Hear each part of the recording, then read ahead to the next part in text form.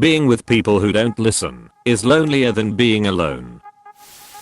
When you're in a group of 3 and are being ignored or generally left out, that's real loneliness.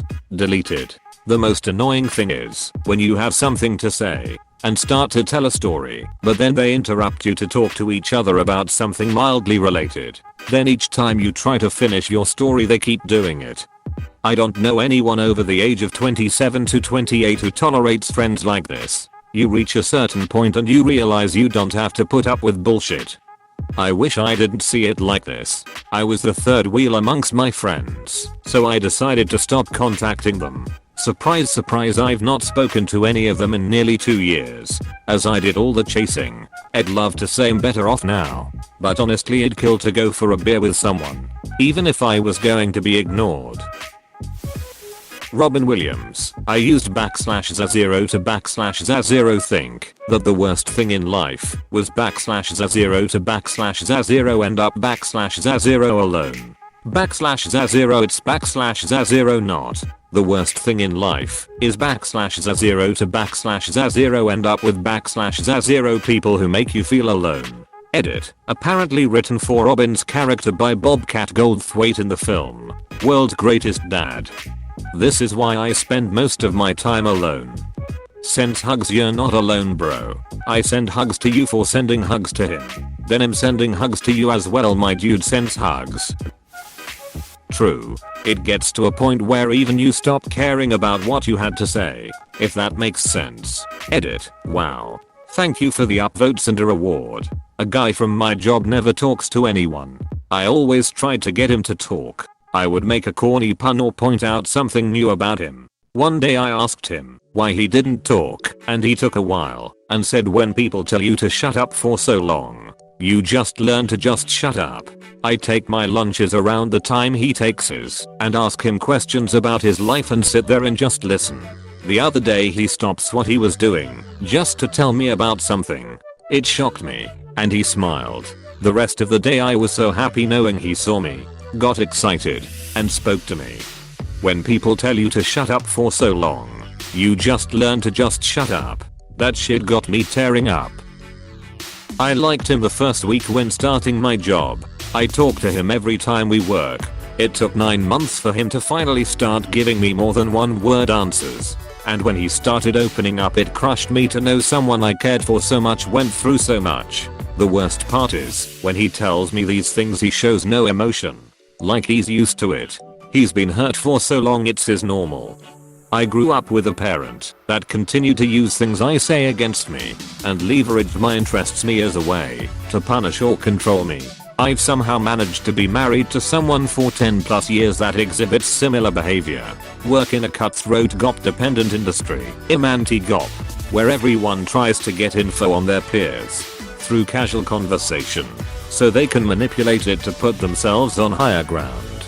So yeah, I don't talk to people very much these days. It's been consistent for so long that I don't care anymore. I assume everyone around me has ulterior motives and disengage proactively. One of my dad's favorite songs goes to Eenzem he does some zerja met zigentwe all loneliness sometimes is worse when you're together. Is that Dutch? Yup. Finally got a language right in my life. Is that English? When someone asks you about your day and you legitimately feel like someone cares, only for them to pull out the "yeah but my day," comma, before you even finish your first 3 words. This is why I don't even answer "how are you," except to say hello. Every time I say this, I get a chorus of "but I care when I ask," but not once has anyone who's ever actually asked me that cared for the answer. At my previous job all my coworkers would basically just ask how you were instead of saying hello. When I first started I mistook it for everyone being super friendly. I quickly realized not a single one of them gave two shits what my answer was. Pair that with the general bad attitude everyone had, because it was a standard crap retail job. And I don't think I'd ever felt more lonely than in those shifts. Just 9 hours of customers who treated you as subhuman and coworkers who would only ever strike up conversation to tell you how shitty their life was. I'd take being actually alone to being surrounded by that in a day.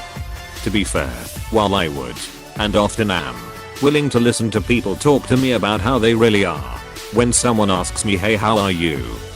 I don't think they're really asking. It's just an informal greeting. Like, hey, how's it going? This, just another dumb thing ingrained in our culture because of politeness. People who talk over you are the worst kind of people. It infuriates the hell out of me. I give up even trying to talk to them. It's so fucking draining. You're not kidding. They really drain your energy and any will you had for a conversation. I worked with someone like this. I just said the bare minimum to them. I interpret the don't listen to don't care about anything you have to say. They are usually shallow, self-centered people, so screw them and don't waste your time feeling left out. I think it is just me that is annoying. Not everyone can be a narcissist. At some point the problem has to be me. Reductionist reasoning at its finest. Always good to self-examine. Fair enough. Maybe people are just exhausted and need a break from all the bullshit and don't have the energy to deal with my mania as well. To put it more accurately. Depressing but true. You rob me of solitude, but offer me no companionship. Oh, man. That's a keeper. Thank you for this. This was the entire reason I chose to get a divorce. I was never heard or seen. It was like talking to brick wall. I finally realized I'd be happier being alone than being with somebody and feeling alone. I am currently married to someone who makes me feel alone by talking about himself most of the time and think what happens to me is less important than his life. Have been debating on divorcing him. Edit. Well, we have been communicating or trying to. It has been tough. End up feeling more alone. It's his way or the highway. It's his logic or I'm crazy. I consider myself as pretty open-minded and always try hardest to understand others' point of view. He does love me a lot. We'll see how things goes in the next few months to determine the outcome. Tie for all your advice and kind words. You shouldn't use general online advice as the basis for your life, but I personally think communication is the most important part in any relationship. So try to communicate again and again and then decide.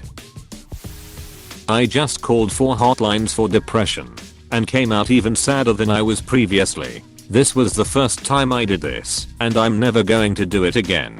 All of them sounded the same. Repeating a script. They were on autopilot the whole time talking to me, as if I couldn't understand them. It made me pissed off. And I DK if that's better than being sad.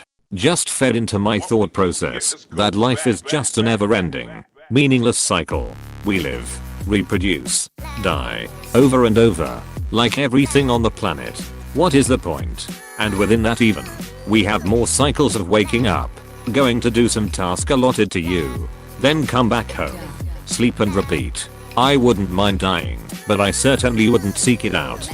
Here's my response to myself after a bit of clarity. I wrote that while taking a break after walking for 2 hours. I then walked for another 5 hours before heading home. After the sadness dissipated, I felt that feeling set in. Foreboding, a lack of clarity, a lack of direction. I kept walking, and as I walked down an empty road in the middle of the night I felt that feeling disappear too. Then I realized that I was right. There is no universal point. Nothing that should usher us towards continuing ourselves. But I'd rather die with many experiences, happiness, and a family rather than alone, miserable, with nobody. These feelings are a mere distraction. Life has no inherent meaning. But if you end it now you'll rob yourself of chance. And to be honest, chance is probably the only thing that'll get you out of the emotional sinkhole. This feeling will come and go. If you're like me, you'll constantly feel like you're nothing. But sometime you'll be glad you don't want to die. I want to experience chance. Even if I go down further, duck it. It'll be a pretty interesting story. It'll be much more interesting than if I hang myself or jump off a bridge. That's for sure. Keep going until you kill God. All this stuff is what I'm trying to tell myself. And I'm confident tomorrow will be a better day than today. I'm free to talk if you want to. Let's kill God and destroy the fate that led us here together. All of us. True, and there's a biological reason partially behind it. Have you ever read about mirror neurons? Basically, Humans are social animals. Even when we're not around other people by choice, we're still reading things written by others, watching things acted by others, etc. Mirror neurons require us to interact with others on some level, but also require us to be seen, heard, and mirrored back to as well. I might be a vampire. Do you own a pet or love being around animals? Some animals, dogs, horses, etc.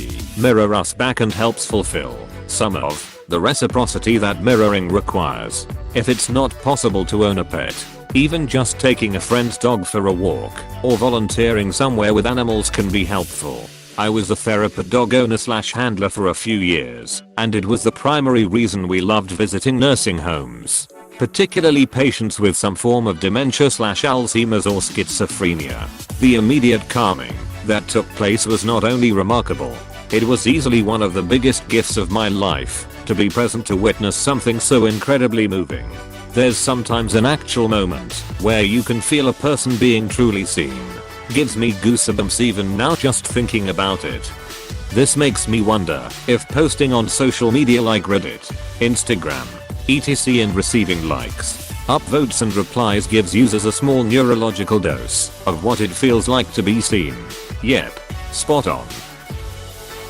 I'm a very quiet person. Generally speak only when spoken to, but when I met my best friend, he always made sure to include me in conversation. Like I'm content being around people and not talking, I think nothing of it, but he always made sure that I'm not being quiet for too long and made sure that I was okay. I'm not great at picking up social cues or reading people, so for a long time I wasn't aware he was doing this. My family, they never did anything for me like that. I'm just the quiet kid in the family and that's it. I'm used to being not included unless it's relevant. I grew up in a normal size family. I'll have a few brothers. I don't consider myself depressed when I was growing up because I don't view things negatively or dislike myself. I grew up being a very logical person and no real understanding of emotion. So I just existed. I wasn't sad or happy. I'm so glad I was able to tell him that I loved him and acknowledged everything he did for me before it was too late. I do miss having someone in my life like that. Starting trusting people again, and you just might find someone who is nice enough to hear others / you. Good luck. Being alone is also better than being with someone that will never shut up. This is honestly a simple concept that some people cannot get through their head. Like, don't you realize that you've been talking 99% of the time for the last 2 hours? I have to say I sometimes love it though. If I'm feeling bad and not talkative and don't want to talk about it, the most relaxing thing is just listening to my best friend blabbing on. Used to be in a lot of situations where I was left out. So much so that even when I stopped showing up, no one seemed to have noticed. I'm sorry you had those experiences. It really hurts to realize people don't value you or miss you when you're not there. I've had similar experiences and don't wish that kind of pain on anybody. Frankly, to this day I don't know if it's me that's not that interesting, but thanks anyway. Before you go too far down this rabbit hole of how bad other people suck, remember it is a two-way street. Do you listen?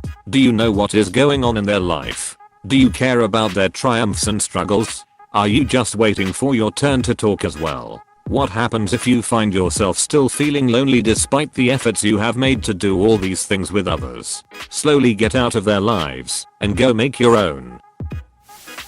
I live far from my family, and when I call and talk to them, all they do is talk about themselves. They never ask me how I'm doing or what's going on with me. 2+ hour call and nothing. I didn't call them often to begin with, but now I find I don't want to call them at all because it's so draining. Don't call. Then, if you feel worse after talking to family, that's usually a sign to not. I have a question. You said when you call and talk to them. If you don't call, would they? They call me too sometimes. Same thing happens. In my opinion, the worst version of this is having been the one who knew everybody and could slide into conversations or kick up new ones with friends pretty easily. But then people change, or you're doing something people don't like, but won't tell you about. Then one day they either ghost you, which is harsh, or they'll still communicate with you but all the closeness and obvious care in their voice/messages has disappeared, but they won't acknowledge it or tell you what's been wrong, and instead just let their negative feelings about you fester. It's a very lonely feeling to go from feeling loved to feeling like an obligation they don't really want to fulfill. Years and years of closeness and unique bonding with an individual gone overnight, and you didn't even know it was coming. Honestly, it hurts even more than just ghosting.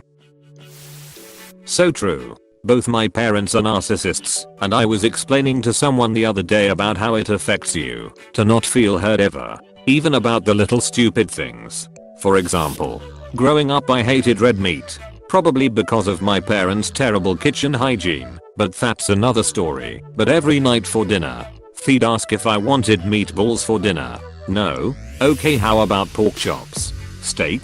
And on and on. And eventually they'd give up and say, well, I gave you options, you're clearly not hungry. Now as an adult it still drives me crazy. They send me omaha steaks every year for my birthday and I have to give it away, which is fine, I usually donate it. When I go over their house they do the same thing.